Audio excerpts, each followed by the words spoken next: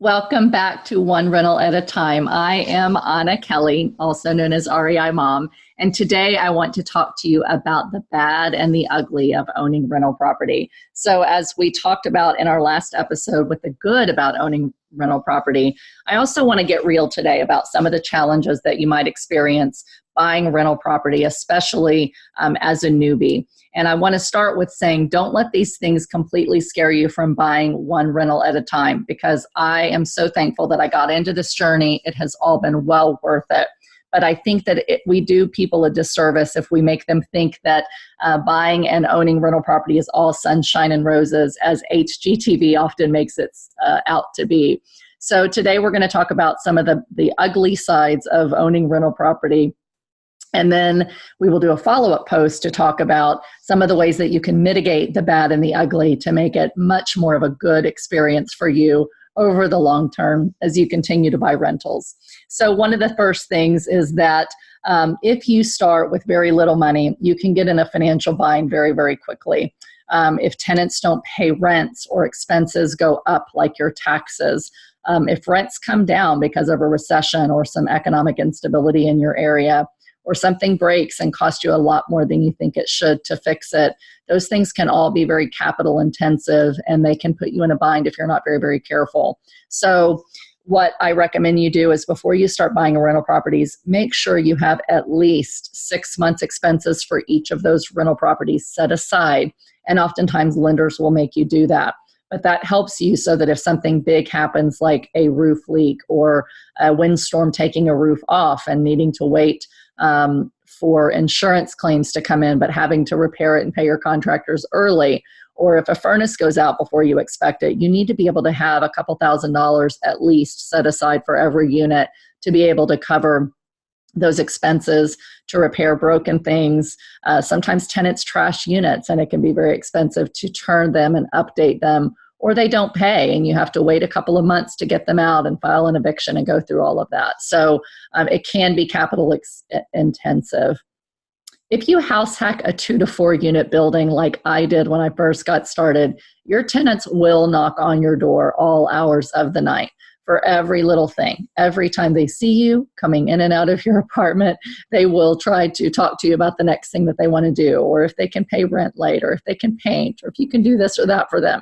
So you just have to get ready that if you're going to house hack, it is an easy way to finance and get your first property, but you are instantly going to become your tenant's best friend, and they may become either your best friends or your worst nightmare. But you just got to be prepared that your life is no longer your own, and tenants will want to know everything about you and want you to know everything about them. Also, you can buy properties turnkey with very little work to do.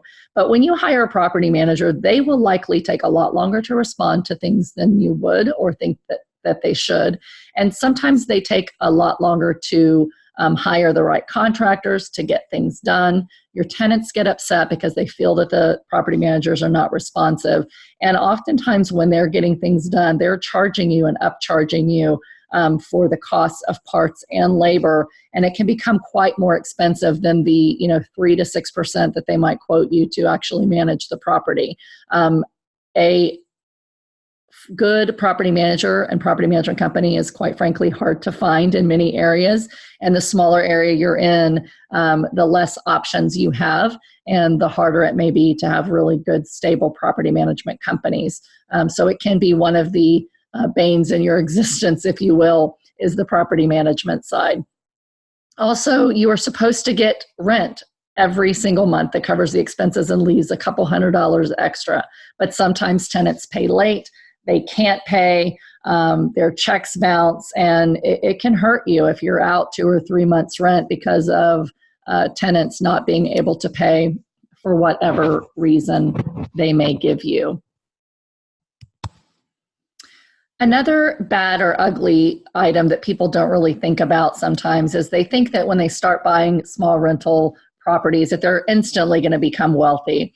And a lot of times, these assets really are long-term plays. So while you can make a couple $100s a month, it's going to take years before you're actually building true wealth on rental property unless you're buying them really, really rough and you're putting in a lot of sweat equity and money to raise the value of those properties. So people have this imaginary idea that they're going to get rich quick by owning rental properties. And it's really a much longer process than most people bank on and that most gurus or teachers will tell you. But it is worth it. And you can build wealth quickly if you're willing to buy properties that are a little rougher and put in the time that it takes to do that.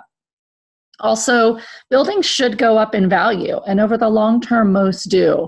But as we learned in the last economic crash, which was very real estate driven and economically driven in other ways as well, but real estate and mortgages and the lending process really impacted real estate values in a way that was very unforeseen through much of the country.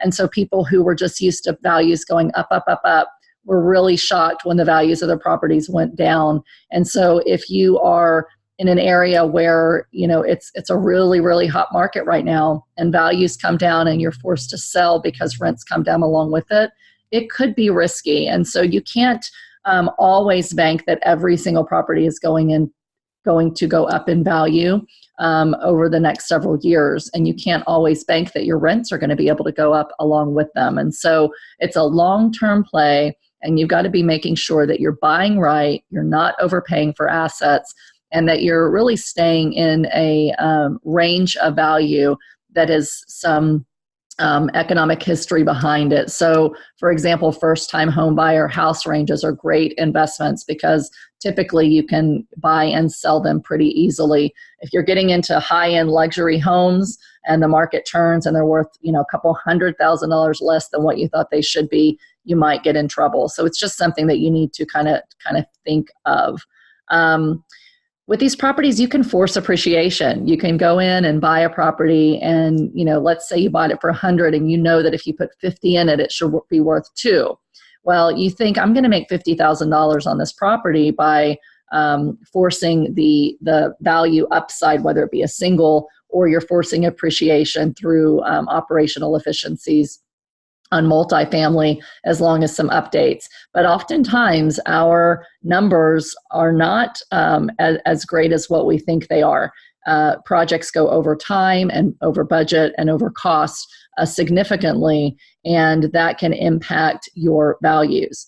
Also, when you're heading toward recession and you end up in hyper supply where there's more supply on the market than there is demand, it makes people have to start lowering values in order to sell those properties. And so one of the dangers with flipping, for example, is, if you think you can put 50 in it and make 50 and the market turns and you can really only make 30, the longer you hold that thing, the less you're going to make because of holding costs and you're waiting for the right buyer and hoping that you're going to get your number that you needed, but the market's just not allowing that to happen without you lowering the price. When you're buying rental properties, you're typically wanting to hold them for a longer term, so you're building in a little bit more slush. But if you think you're going to buy them, raise the values, and quickly cash out refi, you might be stuck not being able to refi for as much as you want and get as much out of it as you want. And if you don't have enough cash saved up in order to cover those expenses or refi a private loan or whatnot, then you could be in for financial disaster if that happens. The other bad thing that can happen that not a lot of people talk about is that banks can cut you off. So as you start to build your rental portfolio and you start to build your income, while banks like investors and they like that you're getting into real estate, you're growing your net worth, you're growing your income, they can get a little bit nervous about the rate of growth.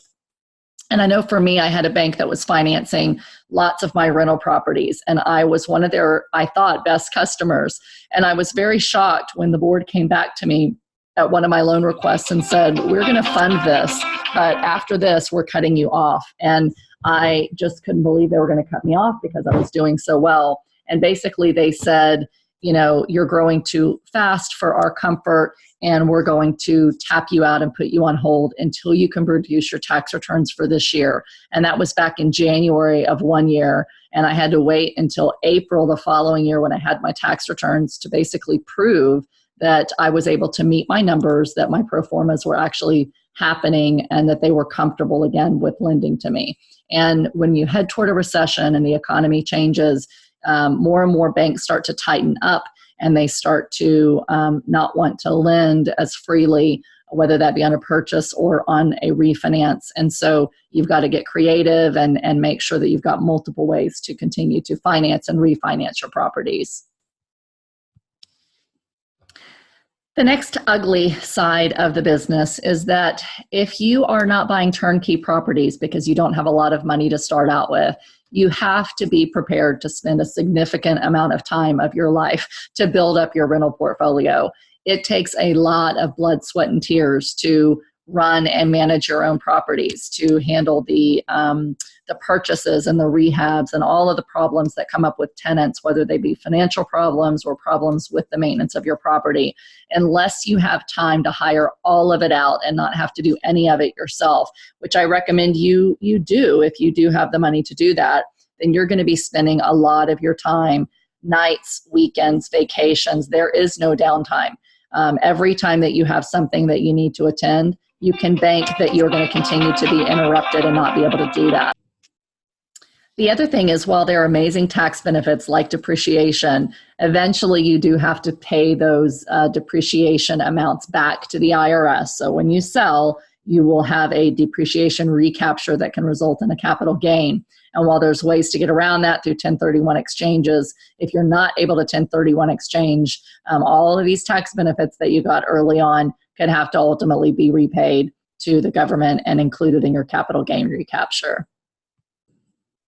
Another issue that not a lot of people talk about is buying with leverage. So while buying with leverage can be very powerful and allow you to buy more property, it can also impact your credit, keep you from being able to buy other things, and maximize your losses if there is a downturn and the property becomes worth less than what you owe on the property.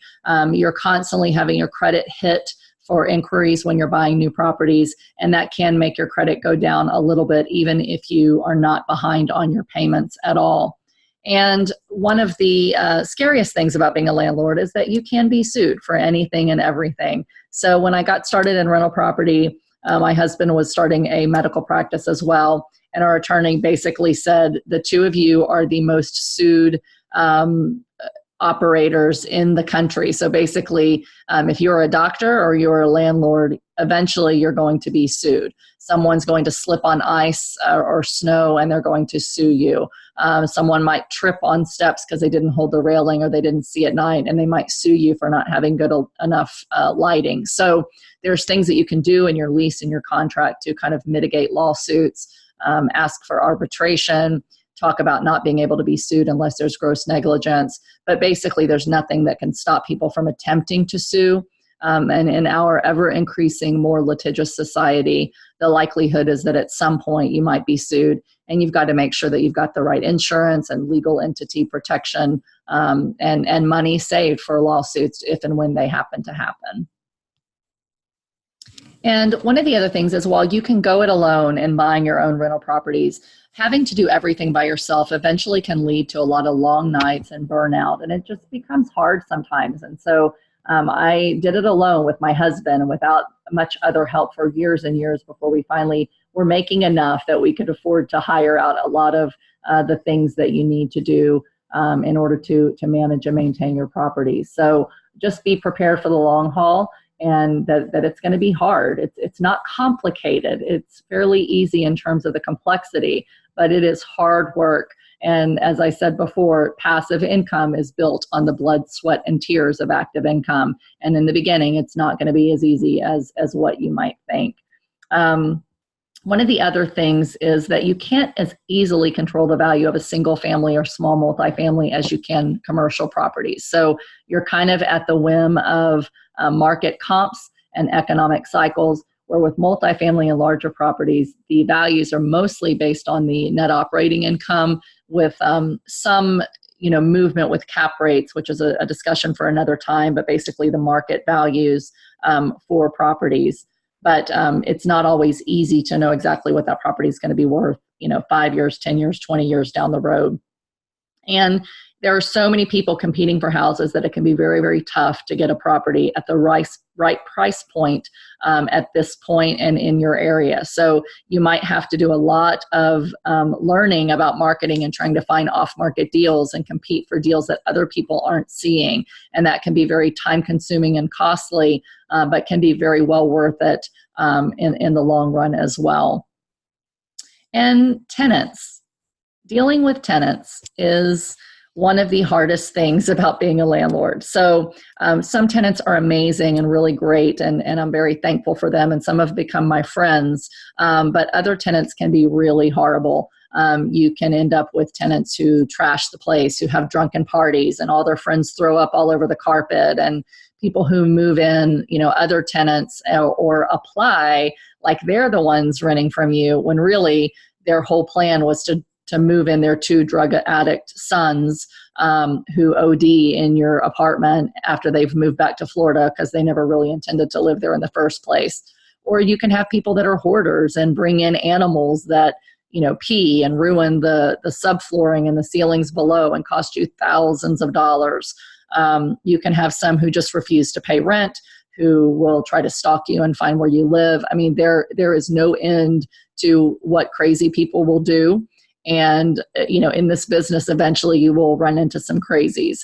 Some of them may look really good on paper. You may have great background checks, but you still end up with some people who have flown under the radar for whatever reason. And it's one of the reasons that it's critical to do background checks, very thorough background checks on credit, criminal background, civil lawsuits, landlord checks, evictions, and the like. Another thing to take into consideration is, even though I've talked about things happening that are unforeseen that could cost you a couple $1,000s, sometimes really big things could happen, like a major insurance claim. And an example is I had a pressure relief valve fail in a dirt floor basement in a 3-unit apartment building. And the mold that was generated from that failed pressure relief valve created in the tens of thousands of dollars worth of damage, and insurance policies cap out the mold payouts. And so we were on the hook for a lot more money than we ever anticipated, thinking that insurance would cover it. And when those types of things happen, they can really set you back, especially if you're spending, the $200 or $300 a month that you're making on rentals and don't have a whole lot of rentals or extra cash to cover those things. They can really be disasters and hurt you worse than you had prepared for. Another bad thing is that when you're buying small rentals, sometimes it can be hard to diversify. So, you run out of cash eventually, and you can really only afford to buy a couple properties without working to create more cash or find ways to increase the values of those properties to cash out to continue to buy. So while you can build one rental at a time, and I highly recommend you do that, sometimes it can take you a little bit longer to do it. And a little bit longer to start to be able to branch out and diversify to own properties in multiple different areas. And while these things can be bad in and of themselves one at a time, there are things that you can do to kind of mitigate the risk, which we'll talk about in another video. But when things are really hard is when multiple of these things happen at one time. And I have had periods of time where I had a tenant trash a place, a major insurance claim, a couple tenants not paying rent, and they all hit us all at one time. And it was thousands and thousands of dollars that we were looking at losing, and very, very tight for a short time. So they're just the kind of things that you have to mitigate and think through before you really start to scale, especially if you're doing it on minimal funds. So these things can be mitigated best if you're partnering with others or if you have some cash stacked up. And hopefully this video did not scare you away from buying rentals, but just opens your mind to the kinds of things that you need to think about as you take the calculated risks to continue to buy one rental at a time and decide what types of properties you want to buy and how much time or money you're willing to put in, how much time or money you have or you can leverage from others to help you to mitigate all of those risks. So next time we will talk about some of the things you can do to mitigate the risks. And I appreciate you listening, and here's to your success.